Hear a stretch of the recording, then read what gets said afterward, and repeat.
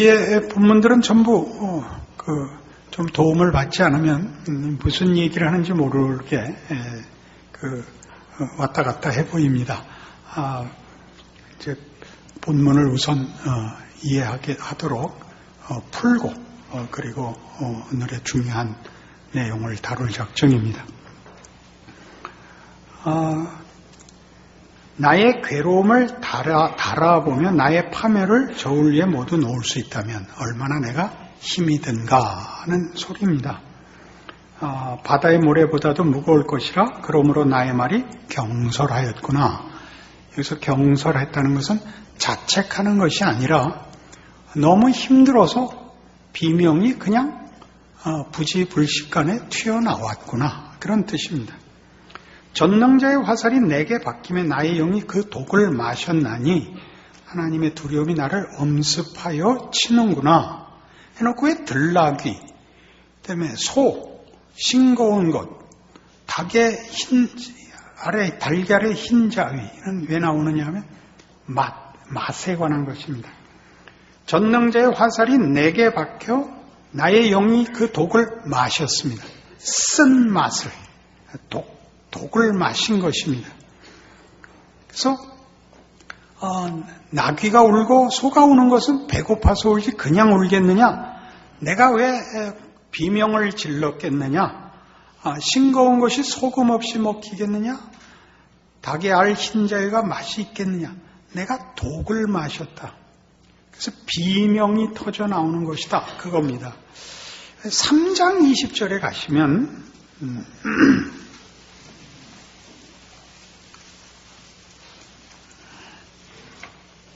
어찌하여 고난당하는 자에게 빛을 주셨으며 마음이 아픈 자에게 생명을 주셨는가? 이 마음이 아픈 자에게라는 것이 마음이 쓴 자에게라는 뜻입니다. 마음의 맛이 쓴 자에게, 맛에 관한 것입니다. 그러니까 지금 욥이 하는 하소연들은 다 감당할 수 없는 고난, 고통, 이해할 수 없는 환난에 관한 비명을 말하고 있습니다. 6장 8절로 오셔서 나의 간구를 누가 들어줄 것이며 나의 소원을 하나님이 허락하시랴. 이는 곧 나를 멸하시기를 기뻐하사 하나님이 그의 손을 들어 나를 끊어버리실 것이라. 누가 내 소원을 들어줄 것이냐? 하나님이 들어주시면 얼마나 좋으랴. 곧 나를 빨리 죽여주시옵소서. 이렇게 되는 겁니다. 그러할지라도 내가 오히려 위로를 받고 그칠 줄 모르는 고통 가운데서 기뻐하는 것은 내가 거룩하신 이의 말씀을 거역하지 아니하였음이라. 욥이 그가 당하는 고통이 하나님 앞에 잘못하여 당하는 고통은 아니라고 끝까지 이 부분은 욥이 자신 있게 주장을 합니다. 우리 지난 시간에도 확인했듯이 친구들은 네가 고난을 당하는 걸 보면 그것은 하나의 형벌이다. 네가 잘못해서 당하는 벌이다. 욥은 그렇지 않다. 우리 다시 돌아가서 욥과 친구의 싸움에서 우리가 분명히 해둘 것은 친구들은 그렇게 믿고 있는 이유가 저들의 질서 체계는 인과응보의 체계 속에서 모든 것을 이해하고 설명하려 드는 것이고, 욥은 시작부터 어떤 사람으로 등장을 했죠? 무흠한 자, 완벽한 자로 애초부터 설정이 되었다는 걸 잊으시면 안 됩니다. 그런데 이 고난이 지금 닥치고 있으니까 내가 죽기를 바라고 있지만 내가 잘못을 해서 죽겠다는 것 아니고 너무 내가 당하는 고통이 심해서 죽여달라는 것이다, 이겁니다. 그러니까 이 부분이 욥기의 핵심입니다. 그가 당하는 고통이 무엇인가? 왜 생겼는가? 왜 하나님이 그렇게 하셨는가? 여기가 핵심이지, 친구들은 자꾸 잘못 짚는 겁니다. 네가 잘못했기 때문이다. 그러니까 이 부분이 필요 없는 것은 아닙니다. 도덕 질서의 견고함이라는 것은 신앙에 있어서 제1차 틀입니다. 그것은 가장 기본적인 틀입니다. 도덕 질서라는 것은. 그러나 그것이 전부는 아니라는 것이 욥기지요. 이어나가죠. 11절. 내가 무슨 기력이 있기에 기다리겠느냐? 내 마지막이 어떠하겠기에 그저 참겠느냐? 나의 기력이 어찌 돌의 기력이겠느냐? 나의 살이 어찌 노쇠겠느냐? 내가 왜 더 참아야 되느냐? 라는 얘기는 그 엘리바스가 그 세 친구 중에 맨 첫 번째로 입을 연 엘리바스가 계속 욥에게 이걸 요구했거든요. 5장 2절 보시겠어요? 5장 2절. 분노가 미련한 자를 죽이고 시기가 어리석은 자를 멸하느니라.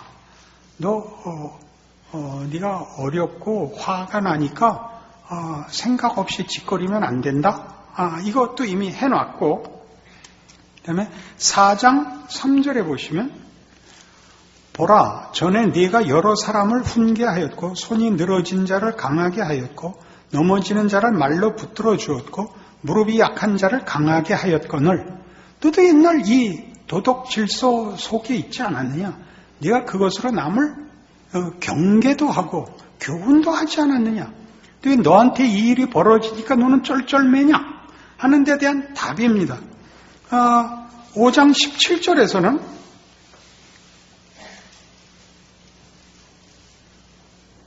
볼지어다 하나님께 징계받는 자에게는 복이 있나니 그런즉 너는 전능자의 징계를 업신여기지 말지니라.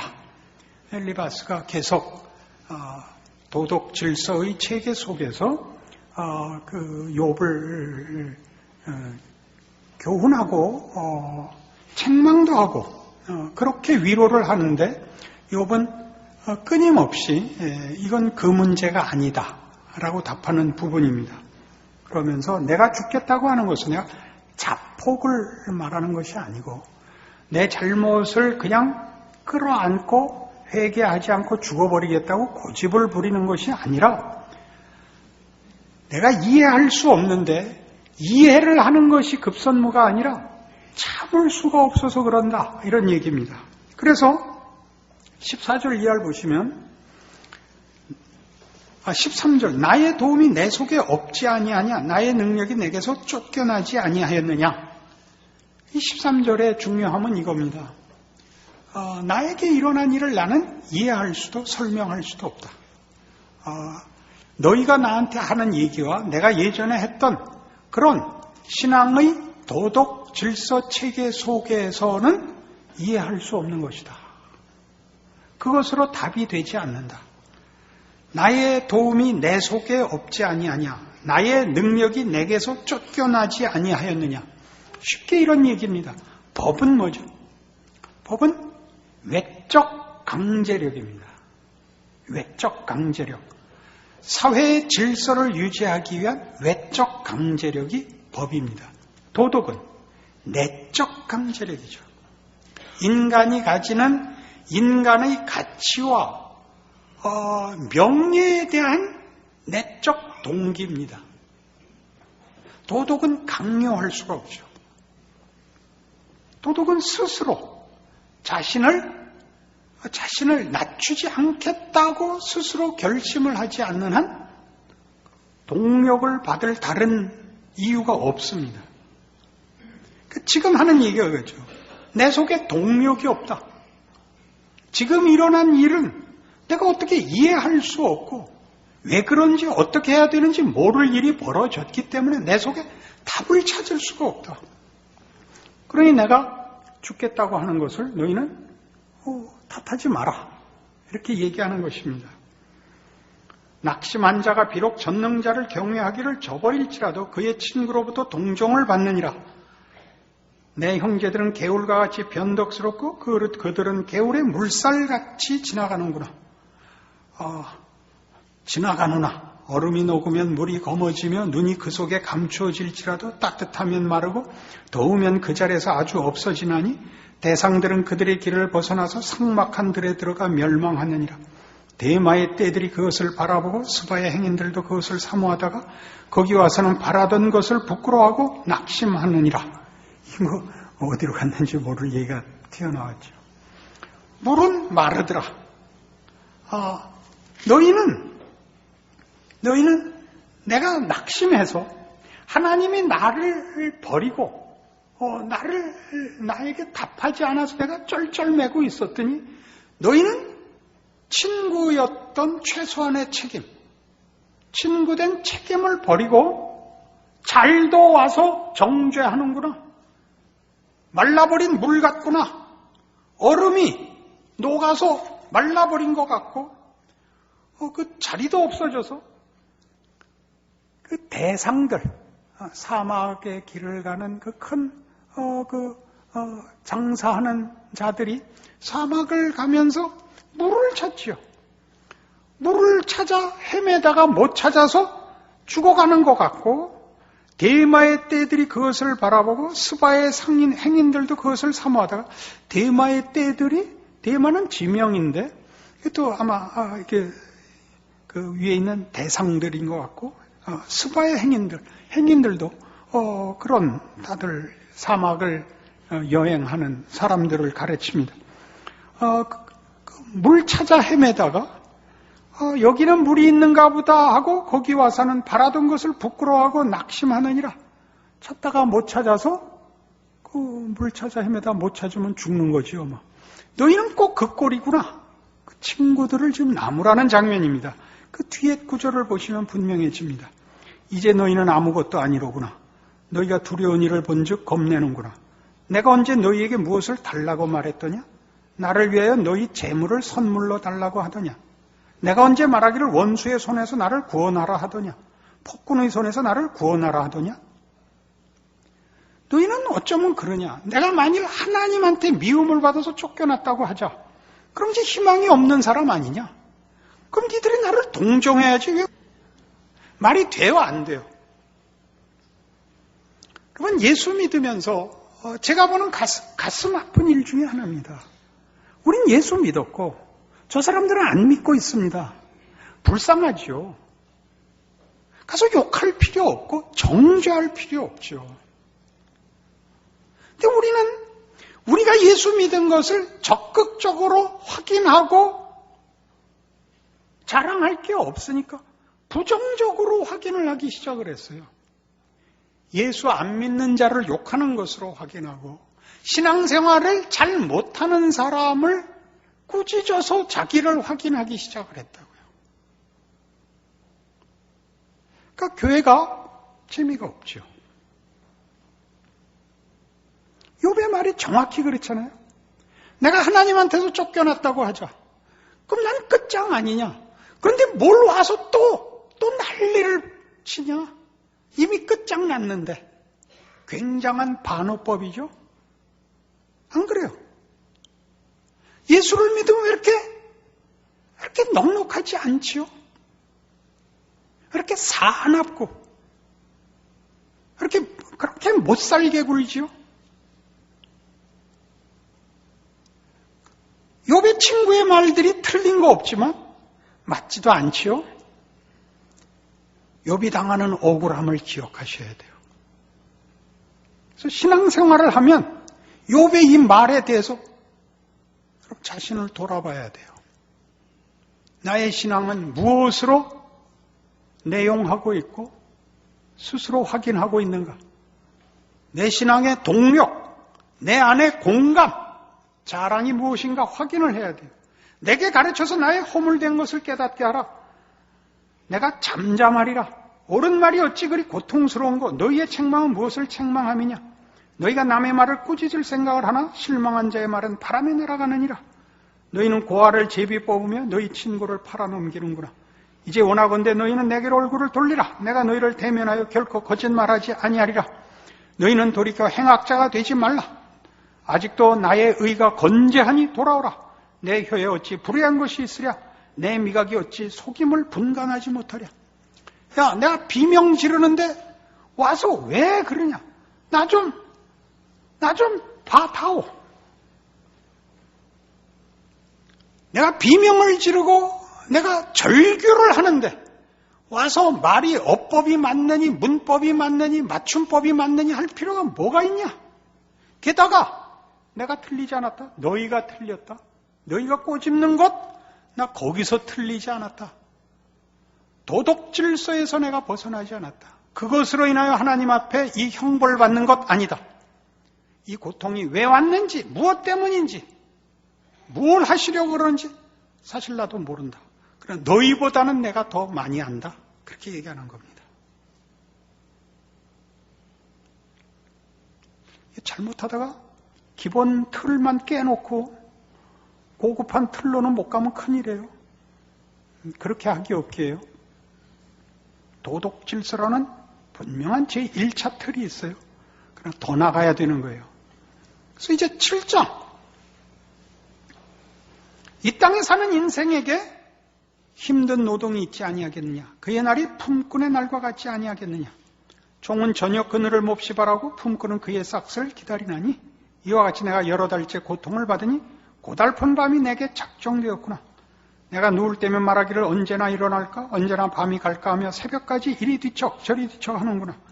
내 살에는 구더기와 흙덩이가 의복처럼 입혀졌고 내 피부는 굳어졌다가 터지는구나. 나의 날은 배틀의 북보다 빠르니 희망 없이 보내는구나. 내 생명이 한낮 바람 같음을 생각하옵소서. 나의 눈이 다시는 행복을 보지 못하리이다. 나를 본 자의 눈이 다시는 나를 보지 못할 것이고 주의 눈이 나를 향하실지라도 내가 잊지 아니하리이다. 구름이 사라져 없어짐같이 서울로 내려가는 자는 다시 올라오지 못할 것이오니 그는 다시 자기 집으로 돌아가지 못하겠고 자기 처소도 다시 그를 알지 못하리이다. 지금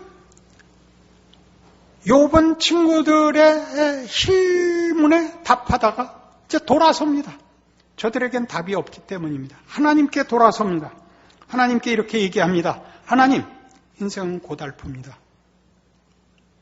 하나님, 인생은 고달픕니다. 하나님 이렇게 고달프게 하셨습니다.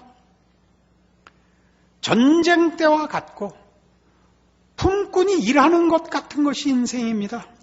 빨리 끝나는 것밖에 바랄 것이 없는 것이 인생입니다. 라고 이제 하나님 앞에 하소연하기 시작합니다. 그러니 빨리 이 고통을 끝내주십시오. 끝장을 보여주십시오. 11절 그런즉 내가 내 입을 금하지 아니하고 내 영혼의 아픔 때문에 말하며 내 마음의 괴로움 때문에 불평하리이다. 우리 아까 나왔던 거예요. 6장 처음에 2절에 나의 괴로움을 달아보며 나의 파멸을 저울 위에 모두 놓을 수 있다면 바다의 모래보다도 무거울 것이라. 그러므로 나의 말이 경솔하였구나.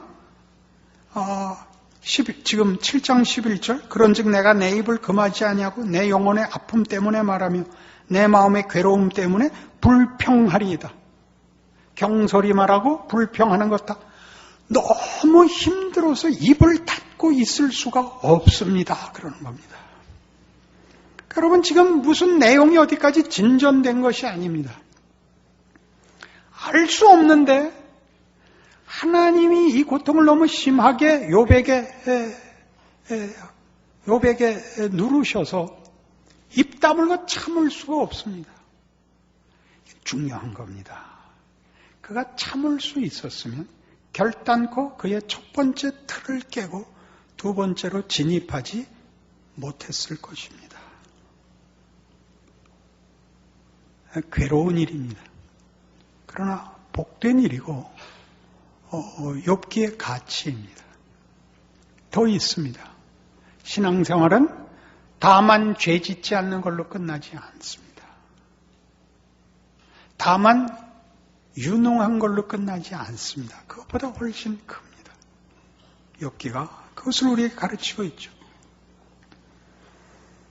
12절 내가 바다니까 바다 괴물이니까 주께서 어찌하여 나를 지키시나이까. 이게 바다나 바다 괴물 다른 식으로 표현하자면 용이라고 얘기할 수 있습니다. 바다나 바다 괴물이라는 것은 세상의 혼돈과 재앙의 기원인 존재, 세상의 혼돈과 재앙을 일으키는 존재라는 뜻입니다. 내가 바다니까 바다 괴물이니까 주께서 어찌하여 나를 지키시나이까. 내가 무슨 사고를 칠까봐 걱정을 하십니까? 나 같은 게. 내가 뭐라고? 주께서 꿈으로 나를 혹시 내가 말하기를 내 잠자리가 나를 위로하고 내 침상에 내 수심을 풀리라 할 때 잠을 자면 고통의 시간이 잠깐 잊어지잖아요. 잠이라도 좀 자서 넘어가려고 그러면 꿈으로 쳐들어온다는 거예요. 주께서 꿈으로 나를 놀라게 하시고 환상으로 나를 두렵게 하시나이다. 이러므로 내 마음이 뼈를 깎는 고통을 겪느니 차라리 숨이 막히는 것과 죽는 것을 택하리이다. 내가 생명을 싫어하고 영원히 살기를 원하지 아니하오니 나를 놓으소서. 내 날은 헛것이니이다. 죽게 놓아두십시오. 하나님, 인생은 고달픕니다. 그리고 하나님은 거기서 우리를 면제시켜 주려는 것 같지 않습니다. 이건 욥기에서만의 주제가 아닙니다. 우리가 로마서 5장을 찾아가 보면 여러분 잘 아시는 로마서 5장 1절 이하의 이 중요한 주제들,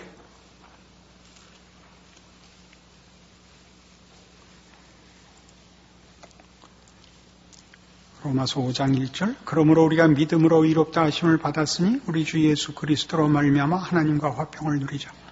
또한 그로 말미암아 우리가 믿음으로 서 있는 이 은혜에 들어감을 얻었으며 하나님의 영광을 바라고 즐거워하느니라. 하나님과의 화목, 믿음으로 말미암는 구원과 영광의 미래 사이의 현재를 3절에 다만 이뿐 아니라 우리가 환난 중에도 즐거워하나니 이는 환난은 인내는 연단은 소망을 이루는 줄 알미로라 라고 성경은 묘사하고 있습니다. 유명한 사람의 말인데 지금 그 저자가 기억이 안 납니다. 기독교는 고통을 면제시키는 것에 관심이 없다.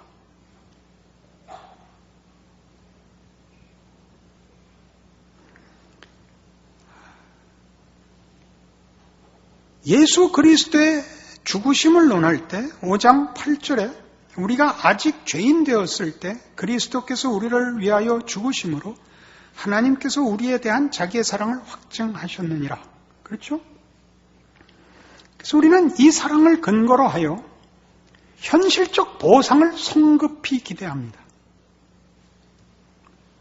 우리가 아직 죄인 되었을 때 그 아들을 우리를 위하여 보내시고 죽이실 수 있다면 현실의 어떤 문제에 대해서도 로마서 8장에 나오는 것 같이 그 아들을 주시니가 어찌 그 아들과 함께 모든 것을 은사로 주지 아니하시겠느냐. 그 따라 나오게 되어 있죠. 그러나 9절 보시면 그러면 이제 우리가 그의 피로 말미암아 의롭다 하심을 받았으니 더욱 그로 말미암아 진노하심에서 구원을 받을 것이니 곧 우리가 원수 되었을 때 그의 아들의 죽으심으로 말미암아 하나님과 화목하게 되었은즉 화목하게 된 자로서는 더욱 그의 살아나심으로 말미암아 구원을 받을 것이니라. 그뿐 아니라 이제 우리로 화목하게 하신 우리 주 예수 그리스도로 말미암아 하나님 안에서 또한 즐거워하느니라. 이것이 왜 필요하죠? 이 환난을 예수의 죽음으로 시작한 구원과 영광된 약속의 사이를 우리를 승리케 하기 위하여 부활하사 하늘 보좌 우편에 앉으신 살아나신 예수 그리스도의 개입으로 이기느니라 라고 말을 해야 될 만큼 신앙의 현실은 어렵다는 얘기입니다.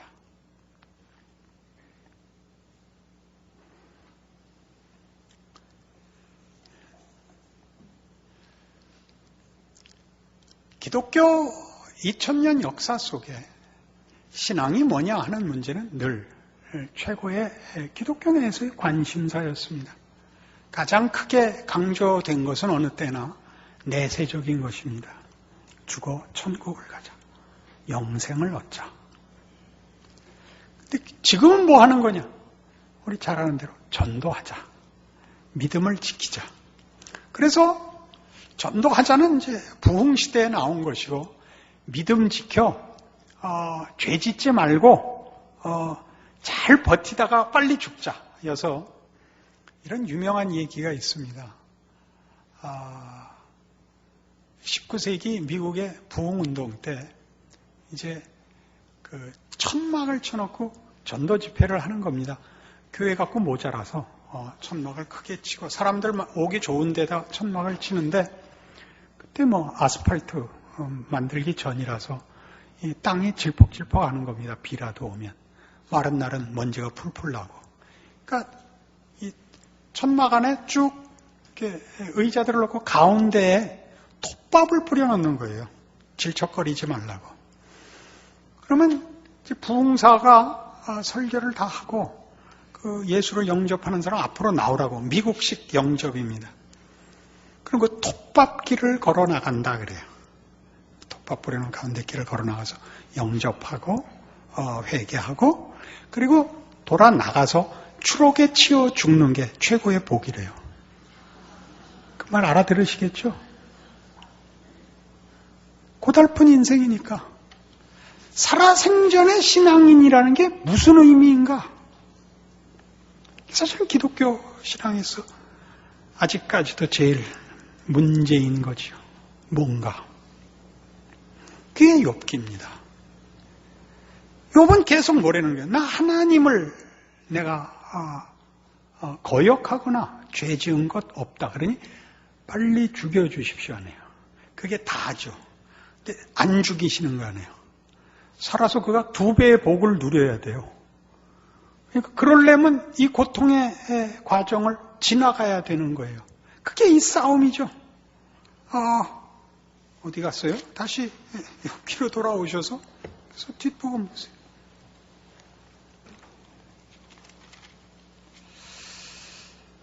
(7장 16절) 이러므로 내 마음이 뼈를 깎는 고통을 겪느니 차라리 숨이 막히는 것과 죽는 것을 택하리이다. 내가 생명을 싫어하고 영원히 살기를 원하지 아니하오니 나를 놓으소서. 내 날은 헛것이니이다. 그러면서 그가 죽어야 되는 이유에 이런 희한한 토를 붙여요. 사람이 무엇이기에 주께서 그를 크게 만드사 그에게 마음을 두시고 아침마다 권징하시며 순간마다 단련하시나이까. 주께서 내게서 눈을 돌이키지 아니하시며 내가 침을 삼킬 동안도 나를 놓지 아니하시기를 어느 때까지 하시리이까. 사람을 감찰하시는 이여 내가 범죄하였던들 주께 무슨 해가 되오리까. 어찌하여 나를 당신의 관역으로 삼으셔서 내게 무거운 짐이 되게 하셨나이까. 주께서 어찌하여 내 허물을 사하여 주지 아니하시며 내 죄악을 제거하여 버리지 아니하시나이까. 내가 이제 흙에 누우리니 주께서 나를 애써 찾으실지라도 내가 남아있지 아니하리이다. 욥이 할 수 있는 선택은 이거밖에 없죠. 답은 없고 이해할 수도 없고 죄 짓지 않고 빨리 죽는 수밖에 다른 답이 보이질 않습니다. 근데 이 사람이 무엇이기에 주께서 그를 크게 만드사 그에게 마음을 두시고 아침마다 권징하시며 순간마다 단련하시나이까. 이게 중요한 구절입니다. 시편 8편에 가보시죠.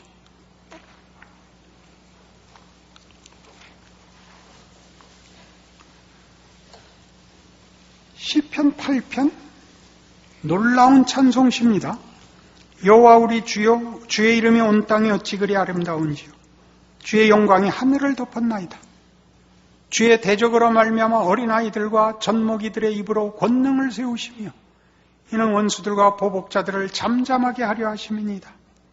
주의 손가락으로 만드신 주의 하늘과 주께서 베풀어 두신 달과 별들을 내가 보으니 사람이 무엇이기에 주께서 그를 생각하시며 인자가 무엇이기에 주께서 그를 돌보시나이까.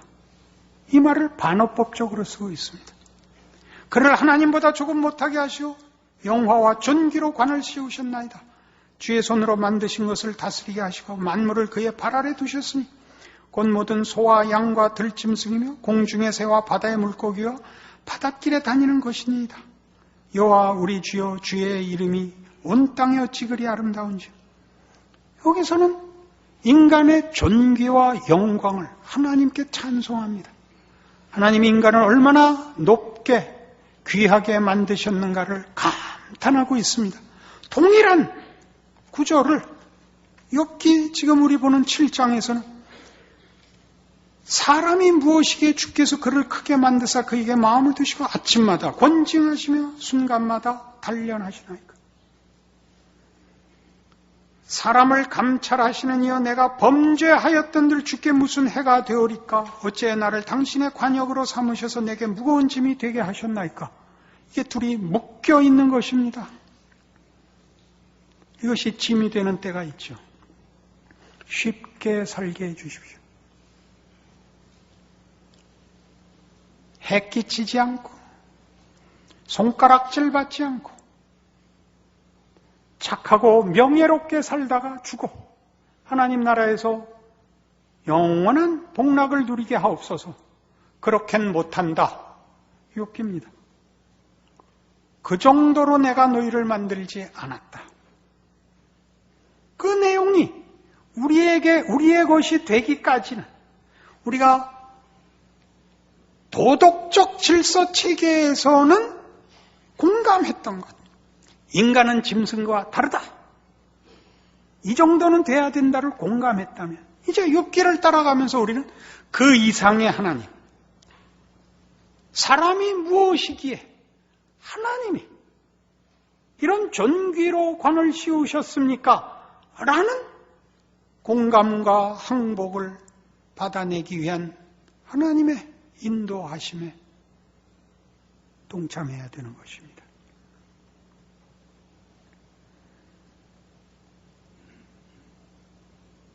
기독교 신앙이 우리가 아는 상상과 소원의 최고가 아니라는 얘기죠. 그것보다 더 크다는 거죠. 하나님이 원하시는 신적 기뻐하시는 자리, 거기를 가려면 우리는 어쨌든 환골탈퇴를 해야 되는 것입니다. 그래서 우리의 구원은 말로 되는 것이 아니요, 법칙으로 되는 것이 아니요, 성자 하나님께서 와서 죽으셔야 했던 그런 방법으로 이루어지고 있는 것입니다. 예수를 믿는다는 말이 하나님께 어떤 고통이며 극심한 희생과 헌신이었는가를 놓치면 우리의 기독교는 다만 도덕성이 되며 다만 잘잘못이 되며 다만 자랑과 성공에 불과해집니다. 그것보다 큽니다. 이 길을 가는 데는 환희에 차서 웃으며 기쁨으로 갈 수는 도저히 없다고 생각합니다. 울며 비명을 지르며 공포에 떠는 두려움과 간청과 비명으로 얼룩질 수 있습니다. 그것은 십자가상에서 정확히 예수님께서 하신 그대로 나의 하나님 어찌하여 나를 버리시나이까와 연결되어 있지 않습니까? 하나님께도 쉽지 않았던 일인데 어떻게 우리는 쉬워야 된다고 욕심을 낼 수 있습니까? 그렇게 간단한 것은 아니라는 얘기죠.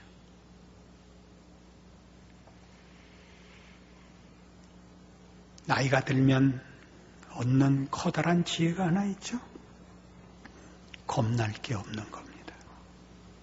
왜냐하면 이미 다 뺏겼거든요. 건강도, 영화도, 어떤 성공도, 능력도 다 지나가고 죽음 앞에 서면 인생이 짧다는 것과 인간이 별것 아니라는 것을 알게 됩니다. 내일 아침 눈을 뜨면 아마 천국일지 모릅니다. 그러니 오늘 내가 겁낼 것이 없습니다. 이걸 치열하게 각오하고 힘을 다하여 가는 것이 아니라 하나님이 그리하십니다. 주께서 겟세마네 동산에서 하신 기도를 기억하십시오.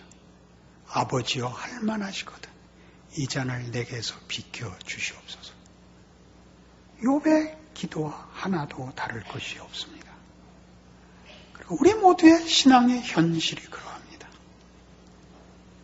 하나님이 외면하셔서가 아니라, 우리 기도에 응답을 안 하셔서가 아니라 값싼 구원으로 그치지 않기로 하신 덕분에 고단한 인생을 살 수밖에 없고, 그것이 우리에게 명예요 자랑이라는 것을 감격하는 날이 올 것이라고 예수의 부활로 증언하고 있습니다. 초대교회를 시작한 예수의 부활, 성령 강림, 그것이 모든 신자들이 생애 속에 당연히 있어야 할 것 아닙니까? 그 울부짖음과 눈물과 한탄과 공포와 절망이, 그리고 반전된 승리와 기적과 놀라운 탄성이 없다면 그것이 무슨 예수를 믿는 것이겠습니까? 동호회죠. 그러지 마십시오. 예수를 믿는다는 말의 무게를, 영광을 성경대로 순종하기로 결단하십시오. 기도하십시다. 하나님 아버지 은혜를 감사합니다. 하나님이 우리를 우리의 소원대로 놓아두지 아니하시고 하나님의 크신 뜻과 광대하심과 지극하심으로 인도하신다는 사실에 감사드립니다.